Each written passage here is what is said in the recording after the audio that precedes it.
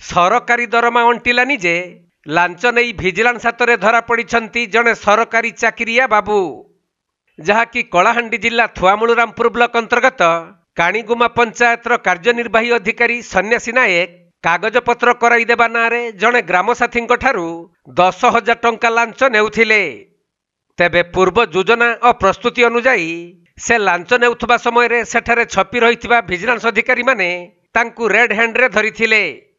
परे श्री नायकंक ऑफिस एवं भवानीपाटना जलेश्वर मंदिर पाखरे थिबा बासगृह ठारे भिजिलांस विभाग पक्षरु चढ़ाऊ चलीछि।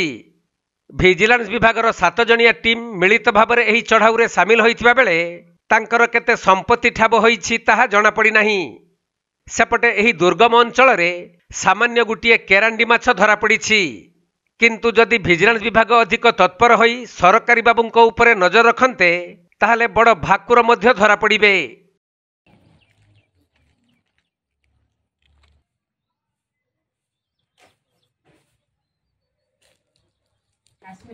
काश्मीर वाले पैसा टा किमिति डिपॉजिट करो